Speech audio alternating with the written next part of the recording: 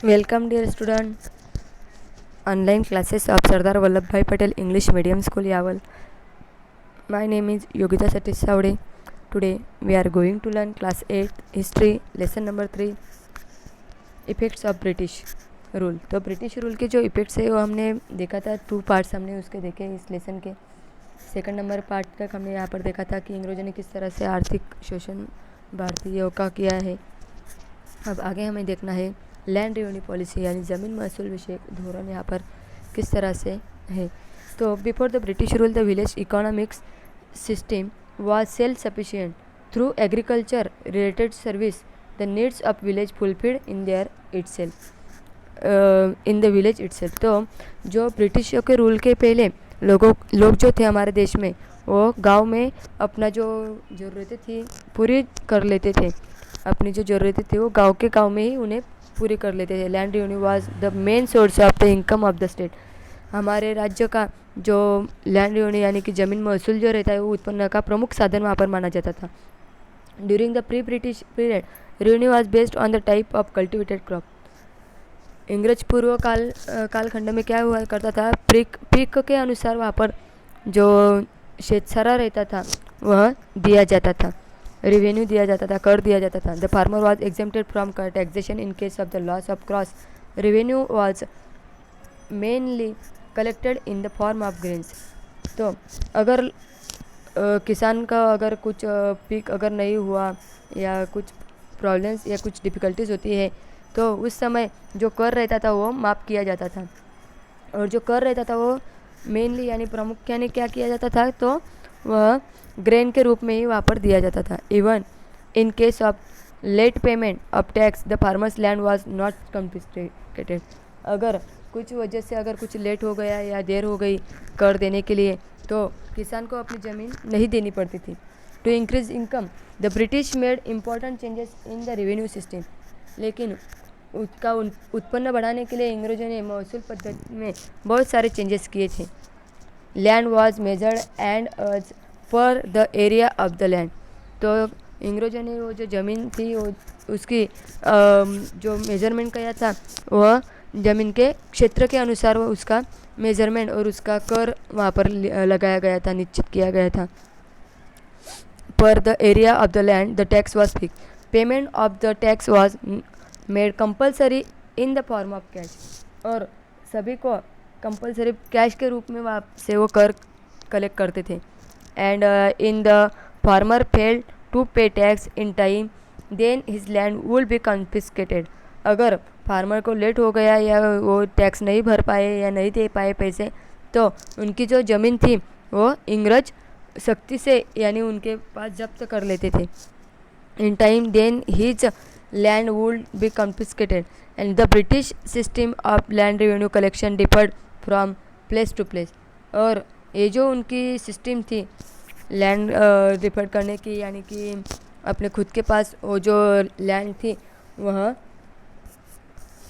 जब्त कर लेते थे।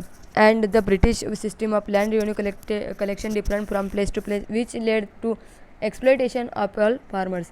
तो अलग अलग जो क्षेत्र थे, अलग अलग जो भाग थे, वहाँ पर उनकी जो पद्धति थी वह अलग अलग रहती थी महसूल जमा करने की। और सभी जगह पर जो किसान थे उनका बहुत बड़े प्रमाण से यहाँ पर उनका शोषण किया जाता था। अब आगे हमें देखना है कॉन्सिक्वेशन ऑफ न्यू लैंड रेवेन्यू, मतलब नई जो ज़मीन रहती है उनके महसूल व्यवस्था के परिणाम किस तरह से थे। There were undesirable effects of the new land revenue system on the rural life. तो नई जो ज़मीन थी उसके महसूल व्यवस्था थी, उनके अनिष्ट परिणाम जो ग्रामीण जीवन पर हुए थे वो हमें यहाँ पर देखना है। For payment of taxes Indian farmers started selling the crops at whatever price it receive the merchant. तो इंडियन फार्मर्स जो थे वो स्टार्ट करने वाले थे कि उन्होंने कहा था कि जो खेतसारा रहता है वो भरने के लिए खेतकारा भरने के लिए उनके कीमत के अनुसार वहाँ पर पीक वहाँ पर दिया जाने लगा, यानी उसकी कीमत वैसी ही रहने लगी। व्यापारी और जो दलाल थे वो वाजबी के अनुसार के उनके कमी दर में यहाँ से माल खरीदी करना चाहते थे। And the merchants and brokers started purchasing their goods at minimum rate. और जो किसान थे उनके पास से वो जो माल था वो कम रेट में वो खरीदी करते थे। At certain times the farmer had to mortgage his land to the money lender for arrangement of money to pay the tax. इस वजह से लोगों को अपनी जो खेत था वो अपनी जो ज़मीन थी वो गहान रखनी पड़ती थी कर्ज के लिए। साहूकार के पास वो अपनी ज़मीन रखते थे खुद के पास। एंड फार्मर बिकम बैंकक्रप्ट, उन पर बहुत सारा बैंक का भी कर्ज वहाँ पर बन जाता था। And in case of non repayment of loan the farmer had to sell his land. और इस वजह से क्या होता था कि लोगों को जो किसान थे उन्हें अगर अपना जो कर था या जो खेत सारा था वो अगर नहीं भर पाए टाइम पर समय पर, तो अपनी जो ज़मीन थी अपनी जो जायदाद थी वो उन्हें बेचनी पड़ती थी कर्ज फेड करने के लिए। तो the farmer had to sell his land, the farmer was exploited by the government. और इस वजह से ज़मींदार, मनी लेंडर एंड मर्चेंट्स, इस वजह से जो फार्मर्स थे वह बहुत ही जो सरकार थे, जो ज़मींदार थे, जो साहूकार थे, व्यापारी थे, इन सभी की वजह से फार्मर्स को बहुत सारा शोषण उसका होता था, बहुत सारा शोषण किसान का किया जाता था।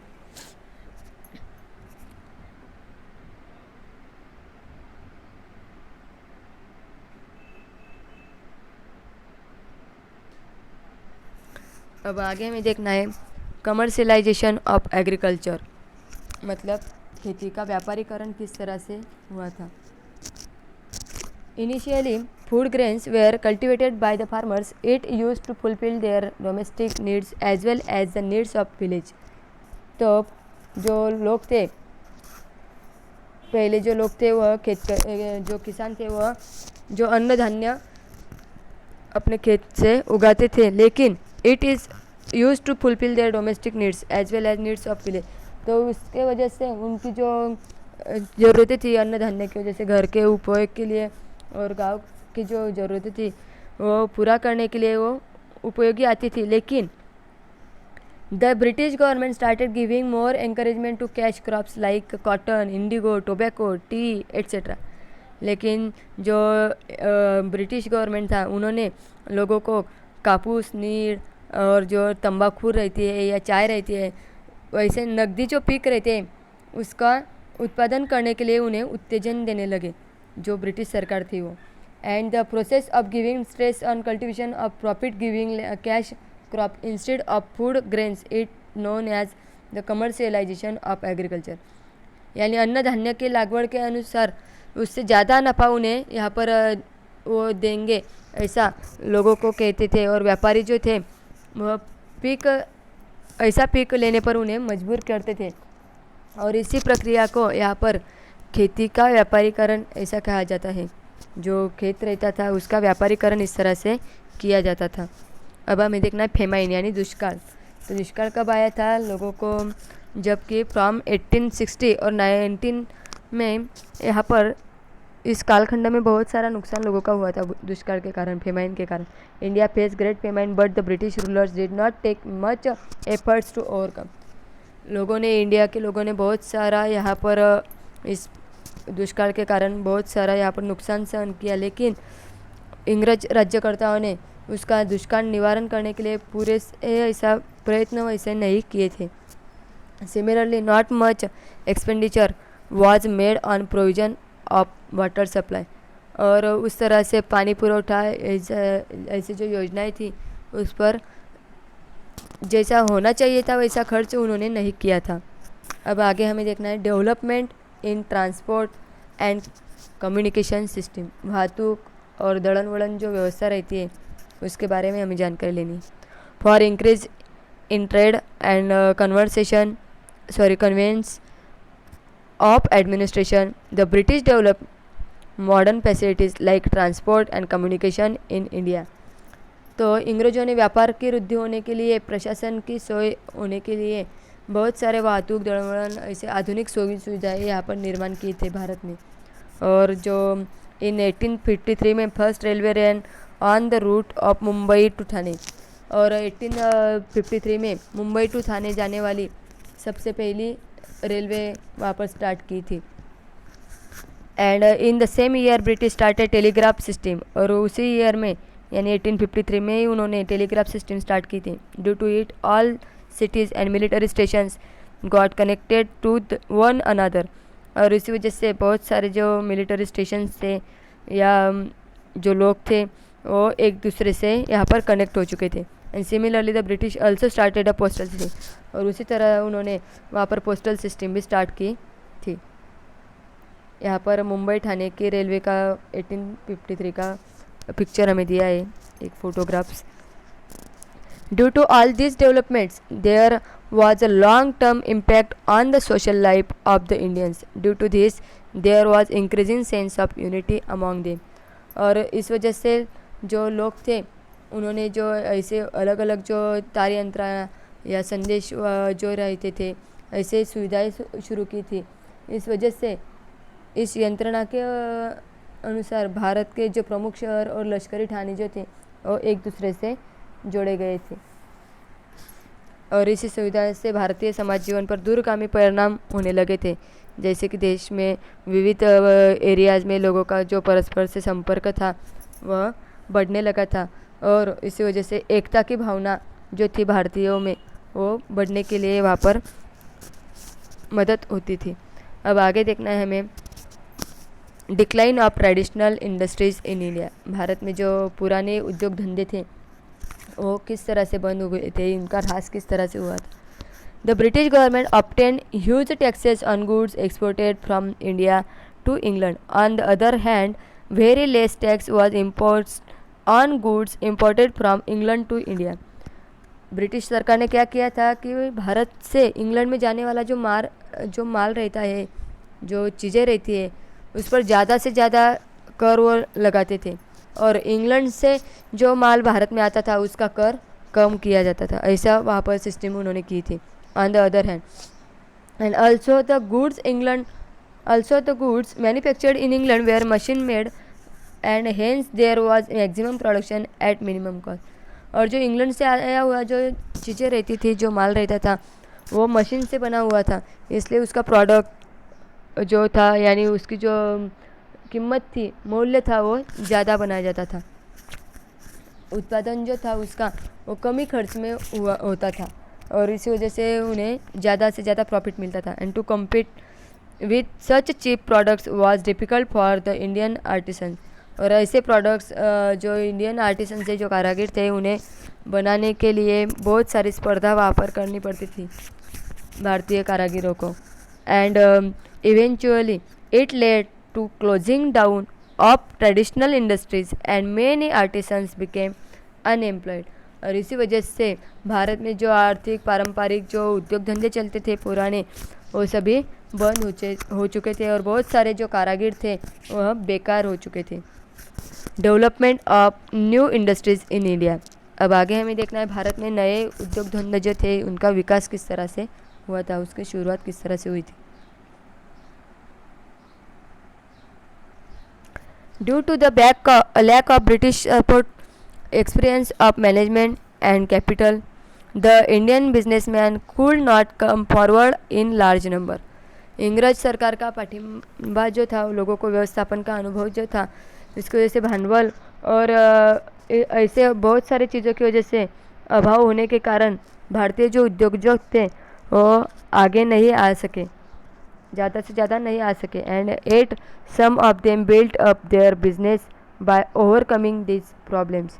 एंड उसी वजह से उनके जो बिजनेस थे उस पर बहुत सारे कठिनाई आने लगी, और भारतीय जो थे उन्होंने ऐसे कठिनाइयों पर भी मात करके अलग से वहाँ पर कुछ उद्योग बनाए।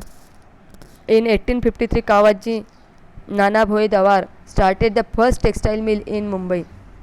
जो जमशेदजी टाटा थे उन्होंने भी वहाँ पर इस्टेब्लिश किया था। The Tata iron and steel company Jamshedpur में स्टार्ट किया था। 1855 में first jute mill was started at Rishra in Bengal.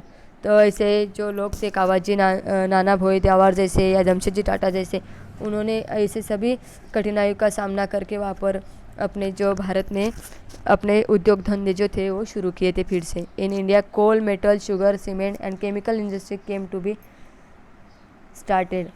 उस तरह से इंडिया में कोल जो था यानी उस तरह से धातु जो था, मेटल, शुगर एंड सीमेंट जो था, ऐसे रासायनिक द्रव्य जो थे, ऐसे उद्योग वहाँ पर शुरू किए थे। अब आगे देखना है हमें सोशल एंड कल्चरल इफेक्ट, सामाजिक और सांस्कृतिक परिणाम किस तरह से हुए थे। In the 19th century, Europe, a new era took shape on basis of values like humanitarianism, democracy, nationalism, liberalism, etc. These change in West led to adverse restrictions in on India. तो एक जो 19 century में जो लोग थे, उन्होंने Europe में जो मानवतावाद, बुद्धिवाद, लोकशाही, राष्ट्रवाद, उदारमतवाद, ऐसे जो मूल्य थे, ऐसे आधारित जो नया युग वहाँ पर शुरुआत हुई थी। और इस तरह से पाश्चिमात्य जग जो था, उसके परिवर्तन के जो प्रसाद थे वो भारत में भी स्वाभाविक थे, यानी भारत में ही उसके जो प्रसाद वहाँ पर दिखने लगे थे। For this purpose, for the carrying out administration, the British had to understand the Indian society. For this purpose, they started studying them. देखो, इस तरह से जो भारत में जो अंग्रेज़ों का जो प्रशासन था, वो चलाने के लिए भारत के समाज की भी पहचान करनी जरूरी होती थी। इस तरह से उन्होंने भारत में परंपरा जो थी या इतिहास था, उसकी साहित्य थी, उसकी जो कला थी, ऐसे बहुत सारे संगीत, प्राणी, पक्षी, उनका भी उन्होंने स्टडी करने के लिए शुरुआत की थी।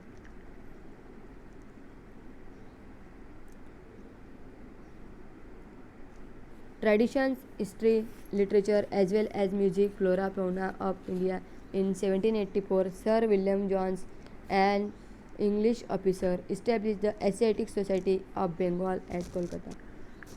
इस तरह से उन्होंने उसका स्टडी किया था। एंड 1784 में विलियम जोन्स, इस इंग्रज जो अधिकारी था, उन्होंने एशियाटिक सोसाइटी की स्थापना की थी, एशियाटिक सोसाइटी ऑफ बंगाल की स्थापना की थी उस संस्था की। एंड कोलकाता में की थी। And max Miller, German, max Miller जो था जर्मन विचारवंत था, उन्होंने भारतीय धर्म जो था, यानी कि थिंकर, जर्मन थिंकर था, वो आज devote scholar of Indian religion, language and history. उसने भारतीय धर्म, भाषा और इतिहास, उसका अभ्यास उन्होंने किया था, स्टडी किया था।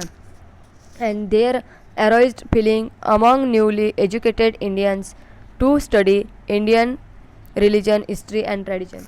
इस वजह से उन्होंने ऐसे बहुत सारे उदाहरण थे कि जैसे कि धर्म, इतिहास, परंपरा, इनका स्टडी करने के लिए उन्होंने नवशिक्षित जो भारतीय थे उसमें उसकी जानूझ जो थी, उसकी जो ज़रूरत थी, वह नवशिक्षित जो भारतीय थे उनमें होने लगी थी, ऐसी फीलिंग उनमें होने लगी थी। And the British introduced many laws in India. In 1829 Lord William Bentinck pass the Sati prohibition act. तो अंग्रेजों ने भारत में बहुत सारे कायदे किए थे, बहुत सारे कानून बनाए थे, जैसे कि 1829 में लॉर्ड बेंटिक ने सतीबंदी जो थी उसका कायदा वहाँ पर किया था। जबकि पहले लेडीज़ पति के ध्यान के बाद, यानी पति के मरने के बाद, उसको लेडीज़ को जिंदा वहाँ पर जला दिया जाता था। ऐसे वो सती की जो प्रोहिबिशन थी, यानी कि जो सती जो थी, जाने वाली औरत को वहाँ पर सती कहते थे। तो जो एक्ट था वो सतीबंदी का, वो उन्होंने पास किया था 1829 में। इन 1856 Lord Dalhousie pass the widow remarriage act. और 1856 में उन्होंने, लॉर्ड डलहौसी ने, विधवा जो थी, यानी पति के मरने के बाद उस औरत का फिर से विवाह करना जरूरी है या करना चाहिए, इस तरह से उसकी मान्यता वहाँ पर दी गई थी। वो एक्ट, वो कानून वहाँ पर बनाया गया था। This acts were responsible for social reform. और ऐसे कुछ एक्ट्स थे, उन्होंने बनाए हुए कुछ कायदे थे कि जो कि समाज सुधारना के लिए वह जरूरी थे। And for carrying out administration in India the British required English educated Indians. प्रशासन चलाने के लिए ब्रिटिशों को अंग्रेजी शिक्षण लिए हुए भारतीय जो तरुण थे उसकी ज़रूरत थी, इसीलिए उन्होंने the British required English educated Indians. And according to recommendation of Lord Macaulay In 1835 English education started being imparted in India. और इस वजह से लॉर्ड मैकॉले के सिफारिश के अनुसार 1835 से भारत में अंग्रेजी जो शिक्षण था, इंग्लिश जो स्टडी यानी कि जो एजुकेशन था वो स्टार्ट किया गया था। And through new education Indians were introduce to western thoughts, modern reforms, science and technology. इस वजह से पाश्चात्य विचार, आधुनिक शिक्षण, आधुनिक जो सुधारणाएं थी या विज्ञान या तंत्रज्ञान, इससे भारतीयों की पहचान होने लगी, उसकी पहचान वहाँ पर कर दी गई। एंड इन 1857 में universities were establish at Kolkata, Mumbai and Madras में, मतलब चेन्नई। तो यहाँ पर कोलकाता, मुंबई और मद्रास में 1857 में यूनिवर्सिटीज़ बनाए गए, विद्यापीठ बनाए गए। And the western educated middle class Indians led the social reform movement in India. और ऐसे विद्यापीठ में जो लोग एजुकेट होते थे या शिक्षण लेते थे, ऐसे मध्यम वर्गीय जो भारत के जो सामाजिक प्रबोधन के चळवळ के उन्होंने नेतृत्व किया था, जिन लोगों ने यहाँ पर शिक्षण लिया था, ऐसे लोगों ने। इस तरह से जो लेसन है हमारा यहाँ पर पूरा हो चुका है और आपके समझ में आया होगा। Please like and subscribe our channel.